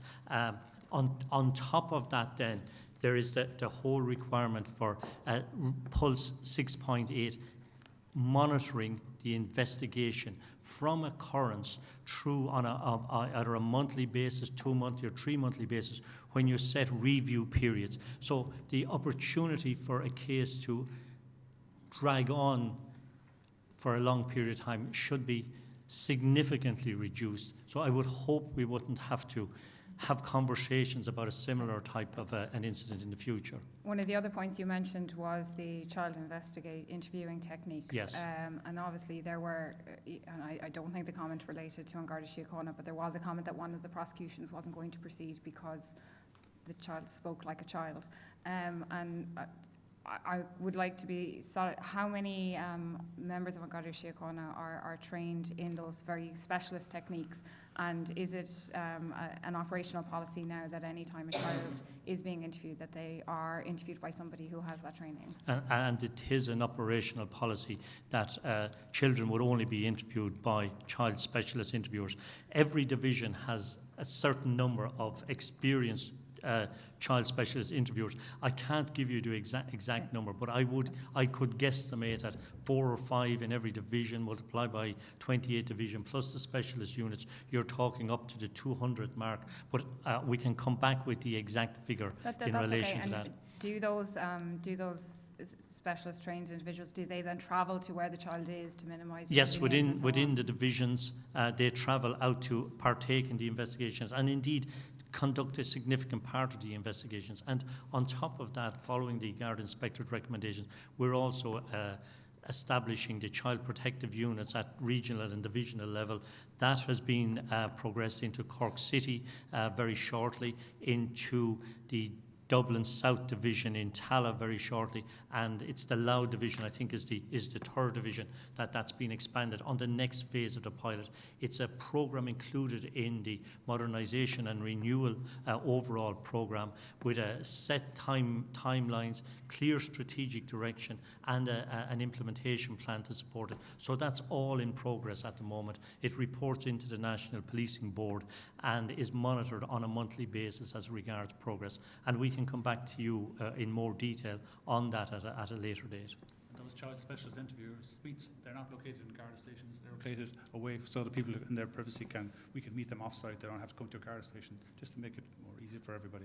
Yes, and are those specialist child interviews also used where the offender is a child? Where the suspect is a child, sorry. Yeah, depending on the age. I was encouraged, Commissioner, to hear you say that you welcome the recommendations. And I know quite a few, there's a number of the recommendations are actually relevant to the Minister and the Department in terms of regulations that need to be enacted and so on. how do you intend to respond to these specific recommendations, which I know build on inspectorate reports and so on?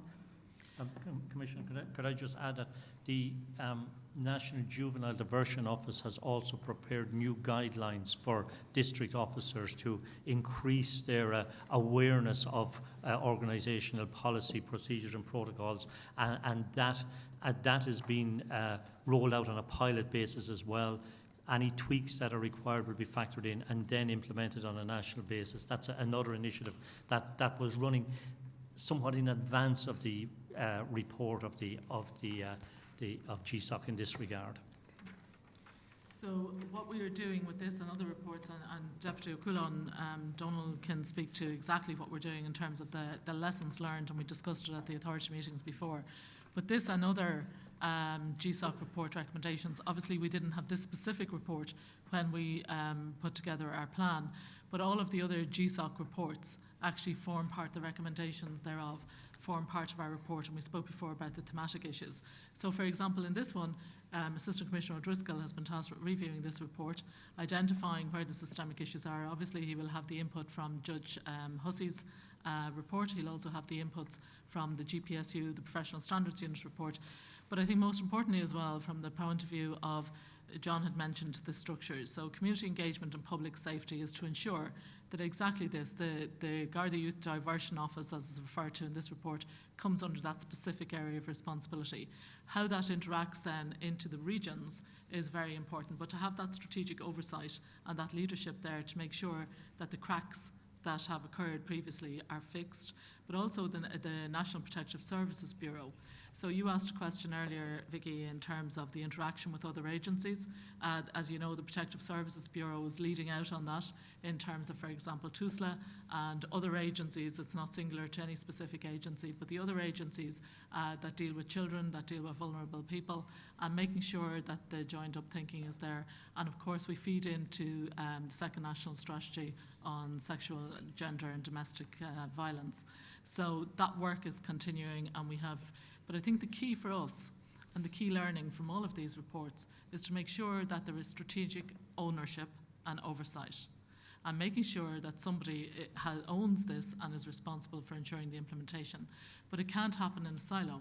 It has to happen in a joined up way. And that's when you look at our organisational structure, it's exactly why we have that in place, that we have as a management team strategic oversight of it, and that there is ownership and accountability assigned, not just for the recommendations of the report, but for the systemic issues that are identified. So as we go forward, I think that we're going to see a lot of improvements in that area. As I say, we only managed to implement the structures on the 1st of September. They're not institutionalised nor bedded in any way at all yet, because we don't have the full complement of people, either civilian or Garda members, to do it. And I think that's something that we need to factor in as a risk as well, because till we get our full complement of people into place, it is very difficult to have people doing multiple portfolios. And as we discussed before, if you have people doing multiple portfolios, there is a risk that they cannot be held accountable and responsible for the things that they have responsibility for. Yeah, maybe just to broaden it out a little bit there in relation to the governance and accountability piece, and when we're looking at the structure and how best that what should be accommodated in that particular pillar. Internal affairs, we saw obviously they deal with discipline issues for Garda Síochána. They're also the formal liaison with GSOC in relation to their investigation. So when reports come back or demands for information in relation to their investigations, that's the formal process through which it happens. And then when the final report is delivered, if there are discipline issues to be considered by the Commissioner, they come in through that office. And in this case, that file came in and it would have been looked at. And it was sent a certain direction in relation to having the recommendations actioned immediately. That's why GPSU is seen to be a good, and that they also are in that pillar, as is the risk management section, as is the internal audit. So the purpose of all of that would be to ensure that any of the risks emerging or any of the gaps that emerge in relation to, may it be a training deficit, in relation to, say if there's consistent or persistent types of complaints that the public are making about Garda at the front line, rather than just having that dealt with year in, year out as a discipline matter, is there something we can do in a systemic way to have it remedied? And the same thing goes for the area of recommendations coming from all our external agencies. So the other thing that happens with regard to recommendations that come in any report from an external agency to have put a lot of work into an investigation is that we would also put it into the SDO pipe and see, well, is there anything in there that's happening that's going to address some of the issues that's been raised here, so we're not reinventing the wheel, as it were. And if then it's seen that there isn't, we have to go back and then decide, well, what are we going to do now to remedy this particular area? So we think that by putting all of those in the same space and having under one head that we can see exactly what is coming out, what needs to be actioned in a prioritised fashion. Yeah, I was going to ask whether it's perhaps unfair. I appreciate Assistant Commissioner O'Driscoll is only beginning to undertake that task, but if you do identify particular challenges or risks within the organisation or systematic areas for improvement, I think we would appreciate being advised on your work in that area. Thank you, Vicky. And just to endorse what you've said about the importance of identifying the systemic issues, as you say, otherwise matters will repeat themselves. I guess what was particularly concerning in this case was the children aspect, and that's why we felt it was appropriate, particularly appropriate, to take it up. I'd like to turn, if I may now, to the crime statistics. And first of all, I think we should welcome the significant progress and good results under some of the areas you've been focused on in relation to burglaries and so on, considerable reductions in reported crime. I'd also maybe like, before I move on to the review, to ask you, because we've discussed this before, the area of increased reporting in crime, not necessarily meaning increased incidence of crime. And maybe you might like to address from that point of view the reported increase in sexual assaults. Is that something we should worry about, or is it something we should welcome as evidence of increased reporting? Or do you have a view? Or maybe Gertrude might have a view. This is something we have discussed previously, Chair, and it's something that is, it's very difficult. I'll get Gertrude to come in there. It's something that we have been exploring ourselves. Why? And Gertrude, do you want to? I think we talked about this last time round.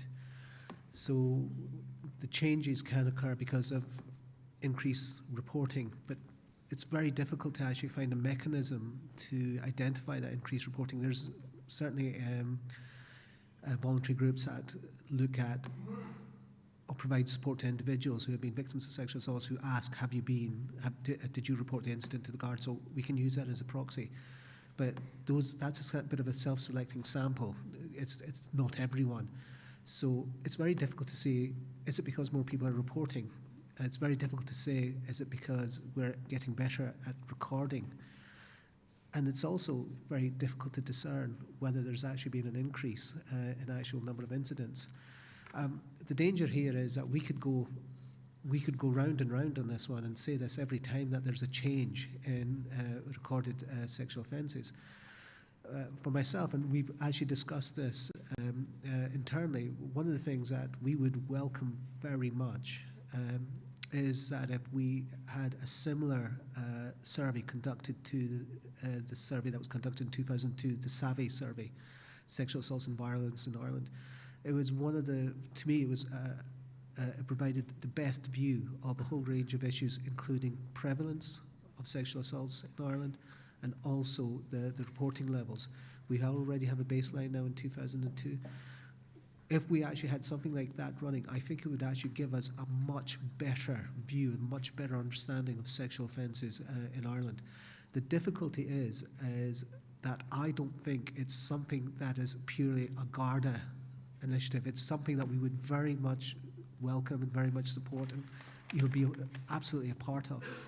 But if you have a look at the issue spans numerous government departments, Department of Education, Department of Health. The speciality that's actually required to run such a survey is, I would say, beyond the scope of Garda Síochána. So for us, I think, while we recognise that there's changes, it's very hard to fathom what's driving those changes. And I think one of the things we would actually welcome is if there is a move towards conducting another survey like SAVI. Come in going to say, Yes, I noted Vicky? yesterday that Nolan Blackwell of the Dublin Rape Crisis Centre made a similar call, and I think that is something we should perhaps explore or see ways we could assist in that. Well, we'll take that on board and see what way we can assist in it, because one of the things that I think together we need to be concerned about is if there's underreporting, and then if there is an increase, we need to be careful that we don't jump up and down and say that reflects on performance. If we can collectively get increased appropriate reporting of crimes, it's better for society, and it's better for all concerned. So that's kind of where my question was going, and I think your response makes eminent sense. So we'll see if the authority can add some weight maybe to that discussion about the need for some new research or some repeat research. And Chair, I think what you say is very important, because we would certainly very much welcome a survey, and we would be very much proactive in participating in it, because I think the more informed we are in terms of devising our strategies and our responses, the better. But I also think it's important that we do encourage and take an opportunity like today to encourage people, if they are the victims of crime, of any type of crime, but particularly sexual crime, domestic violence, or gender-based crime, that they do have the confidence to come forward and report it to Garda Síochána. And indeed, you know, we have to admire the courage and the tenacity of people who do have the courage to step forward and report it, and also to see through the prosecutions.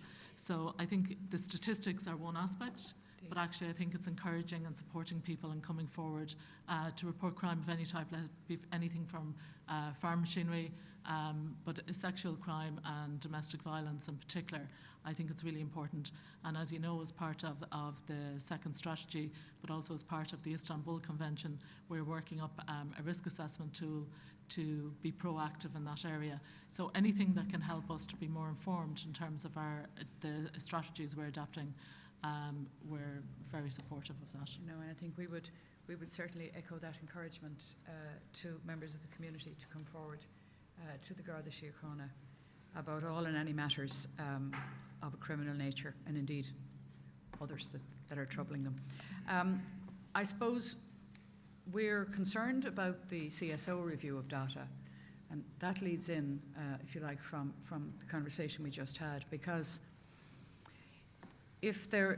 for so long as the CSO continue to enter caveats about the quality of your data and the quality of the crime statistics, which they are doing, then public confidence has the potential to be damaged, and that then doesn't help the call that you're making. So, for example, we noted from the review that 1 in 5 of the non-CAD stations simply didn't have paper records. Now, are you worried about that?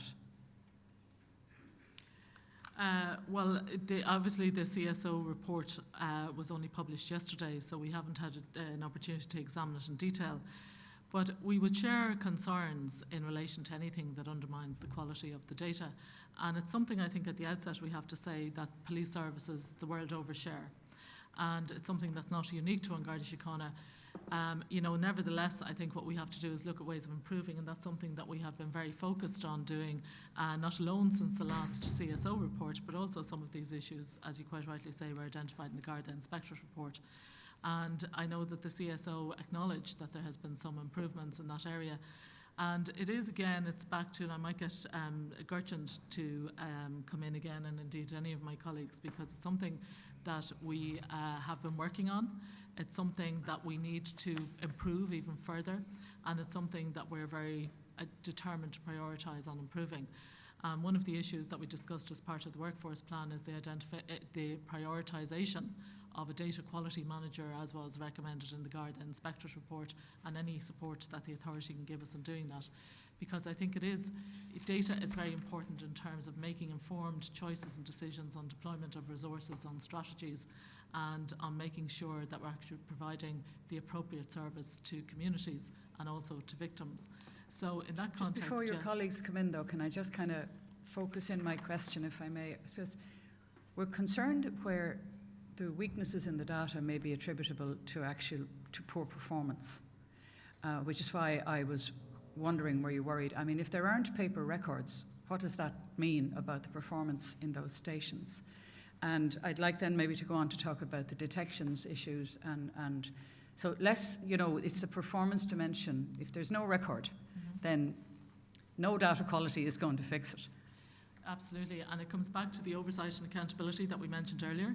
So as of the 1st of September this year, Assistant Commissioner Michael O'Sullivan, in his responsibility in his portfolio for corporate services and executive support, has responsibility now for this specific area, so I might get Michael to talk to it. As I say, the report only came in last night, so it has been examined in detail, and Michael and Gertrude are working on doing a detailed analysis of the report and I think it's important as well that we want to welcome the report. We work very closely with the CSO, and we work very closely indeed with, there's an interagency group with the department, which Gertrude can speak about, looking at the overall crime counting rules and how they apply right across the whole categories of crime. But Michael has undertaken, in consultation in conjunction with Gertrude, a detailed review of the report which came out yesterday.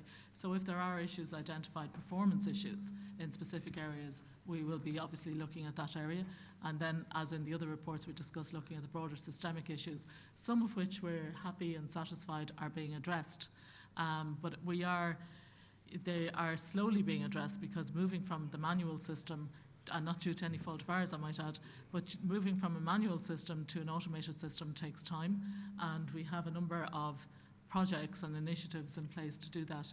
But I might get Michael or Gertrude. Gertrude, do you want to talk about our approach to the review? Just before you do, Gertrude, we've met the CSO, the authority has met the CSO. We've been had a detailed briefing about the crime counting rules, so we don't need to go there in the context of their previous document, which was the predecessor of this one, and we will be meeting them again. So it's really to focus on the extent to which, regardless of the automation, if the recording isn't being done, the human dimension of it, I suppose, is where I want to focus. And we were also struck, and like yourselves, we haven't gone into this in depth. We've also only had it overnight, but for example, the incorrect marking of cases as detected. What does that say? I'm not quite sure, but whether the number is 18 or 10, what does it say about performance? And does that mean that a case then is just lapses, to get back to the earlier conversation that we were having in relation to the children? If a case is marked as detected and it either hasn't been, or the reasons have not been recorded, or a charge has not resulted, there's no evidence of where did it go, and then the worry is that, like the children, it sits, so that's just where I'm going with the questions, just to clarify. I don't want to lecture on the crime counting rules. I have had statisticians explaining them to us, and we don't want to go there again. Thank you. I'm not a statistician. Perhaps I might truncate a couple of the things in. Since the first CSO report, we haven't been still. We did have a look at the results of the first CSO report, and ideally, we would have liked things to be better. We ran a couple of pilots in terms of looking at improving data quality. And certainly those pilots look positive, but we ran them on the basis of, actually, at that particular time in 2015, we weren't going to get any additional technology, etc. So we were focusing on process. So we ran pilots that looked at process improvement, and they did work. The recording was actually improved. They ran only for about 4 months. The only issue would have been required more resources. Now, the process change was to actually get more of the recording actually classified in Castlebar, in our crime recording centre. This would allow for greater consistency and greater oversight in the one spot. But there's some resource requirements in there. So the process element was there. So one of the things that we have been doing is to looking at securing some additional resources for GSOC to actually ensure that we can do that. There are technological elements to it as well. So there are things that we can put in place to actually improve the speed at which we record and the consistency at which we record data. So those would be kind of things that we're looking down the line. But there is a human element to this as well. You're absolutely correct. There's a process, there's a technology, and there's a human element as well. So again, there's elements about kind of ensuring people are actually aware about the importance of crime recording. As you kind of alluded to, and as we've talked about earlier, unless we actually have accurate crime recording, that can actually skew our strategies, it skews our potential deployment of resources. We could potentially be letting victims of crime down here as well. So this is about kind of, the human element of it is also about raising awareness, again, about the importance of crime recording. Now, there's another issue about kind of the accountability element, which I was thinking that you're kind of alluding to, which maybe the Commissioner might want to talk to. Yeah, and I think Gertjan's right. We have, and I'm going to ask Joe and maybe Michael to come in to talk about the fixes that we've put in place, because we have put fixes. And like every fix, it takes time to see the results of that coming through. But there is the human element around education and awareness and raising the bar. So the CSO report is very welcome in that regard. When Michael has his work done, we'll be drilling into that even further. So are there developmental rather than training, developmental issues arising in respect of individual people? Are there developmental issues in specific areas? And one of the things that Michael has been tasked with is identifying exactly that. And then that takes us to the whole area of the enablers that we need to put in place. And as of November last year, Michael can speak about it, we put, I'll call them temporary fixes in place until the technological solutions that we have identified come into being. So Michael, do you want to talk about that? Since last 1st November 2015, we've put in, as the Commissioner called, what we call them our temporary fixtures, until we get the full IT program done and the modernisation program. But right now, every day, every superintendent and chief superintendent like myself is presented with all of the data in relation to every incident that happens in their district and division overnight. Sorry, Michael, my worry is the ones that are not recorded. I'm absolutely clear in terms that of that the systems, because you've explained this to us before, is a major improvement in terms of the data that's presented to supervisors. We're worried about the non-recording. As Gertjan has said, it's the accountability in that context. I think, Chair, we're all worried about that aspect. I know. It's the interim space we currently are in trying to get to the perfect solution, which is still a bit down the road because it still has to be developed, and that's happening. And it forms part of the MRP, and there are some critical elements of that that are going to address these issues. Now, so the interim fixes, by their very nature, it means that some divisions were better resourced than others in relation to CAD. Therefore, there was a better system in place for those particular areas to adapt and adopt immediately to try and solve some of the issues. Others didn't have that, and therefore they were working from a paper-based system. But what we needed to establish then was to get a standard approach across the country in all of those non-CAD stations, which would address that, and there has been some progress made in that regard as well. Now, it's probably in that space that we have the issues of the non-recording, and this is something we're going to have to look at. It's explicit, Vicky, please. The CSO stats are clear. I mean, the recording in non-CAD stations is actually slightly better than in CAD stations. And I think the fact that, almost 1 in 5 crimes that are reported to the guards are not recorded, and the idea of talking about education and awareness, like this should be trained, it should be ingrained that these things are recorded. And between that and the fact that 1 in 5 of the paper records in non-CAD stations aren't being retained, or are not created or not retained, I actually wonder, is this being thought about potentially in disciplinary terms? Because that is a very serious matter. If people are creating records and destroying them, I mean, I assume they are required to retain those records. Well, as I say, the report was only published yesterday. I didn't see anything in my perusal of the report which suggested that records are being destroyed. So obviously, which means they're not being created then in the first place. Well, we don't know is the bottom line. And I think the other important thing is, my understanding is, this was a sample. That doesn't minimise it in any way, and that's why we have an Assistant Commissioner appointed to examine the report in detail. And if, for example, that a situation arose where it was indicated in any way that somebody deliberately destroyed records, that becomes absolutely a disciplinary issue. But in my perusal of the report last night, unless I missed something, I don't see that. And I think also there's a very important point that sometimes we have to look at, is the crime being investigated as opposed to recorded? Absolutely, it should be recorded. And when I talk about education and awareness, I don't want to minimise that. You know, we always said that we're moving from a blame to a learning culture. A number of enablers have been put in place, and there has to be some education and awareness and training in terms of how those systems need to be used, the importance of what those systems mean in terms of the categorisation of crime, the deployment of resources. So that's what I'm talking about. If we find people, individual members or indeed groups of members, and that there is an indication that there has been wrongdoing, that's a different matter. But I think our approach has to be, firstly, to examine the report, which we are doing. Secondly, we have to identify what the issues are, factually, and then we have to deal with those factually in accordance with the process that's there. So rather than jumping straight to discipline, I think that there is a ground that we have to create. What we want people to do, and I think this is really important, what we all want is that we have better categorisation and recording of crime. Gertrude has already mentioned at our Garda Information Services Centre, we've already increased that's, as you know, completely civilianised, and we have some interesting statistics as well. But statistics are one part. This is about behaviours. And I think if you're trying to address behaviours, actually discipline isn't always the way to go. If there's deliberate wrongdoing, of course discipline is the way to go. But what we're trying to do is encourage behaviour. And we're trying to encourage proper and accurate recording. We're trying to encourage proper data quality. We're trying to put structures and systems in place there and encourage and inculcate the behaviours that allow for that. So I think we have to separate the two issues.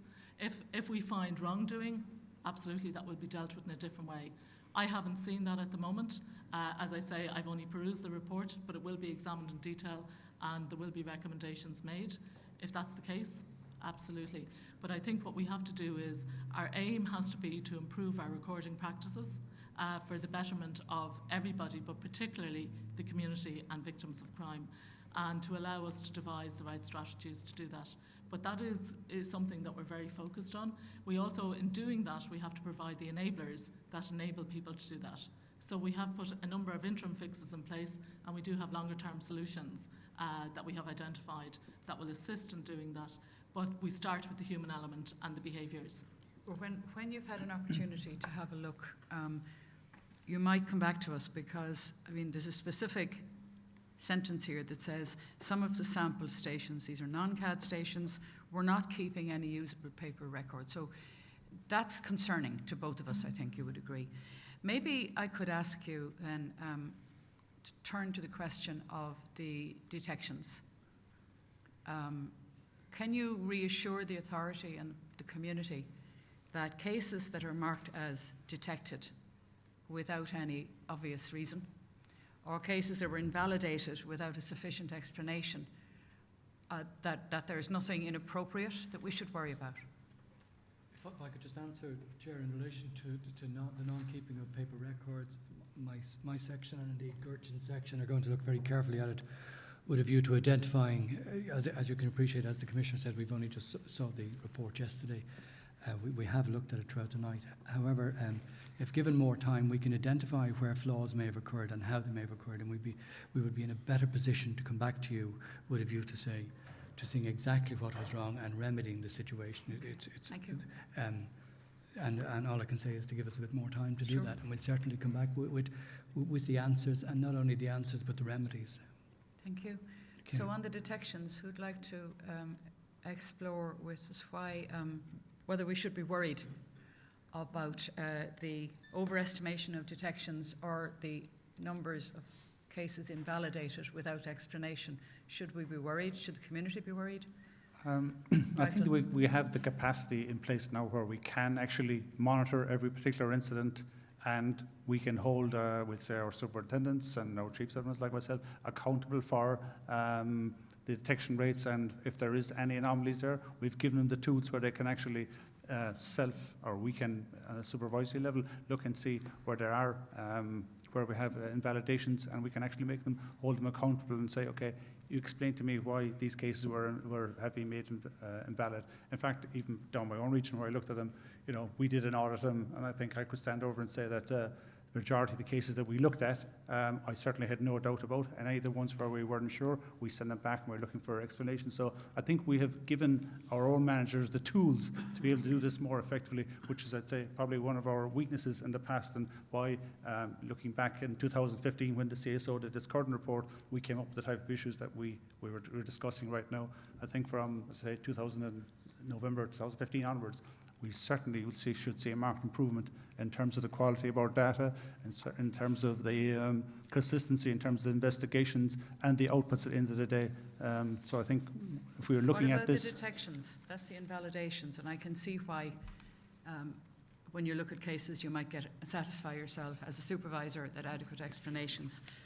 The detections, does that mean the case is closed? And so it might not be closed, if you know what I mean. It might not be there may be some appropriately concluded, but Michael's supervisor won't know that because it's been marked detected. So how do we... I think, Chair, we're going to have to take that away and have a real deep look at that.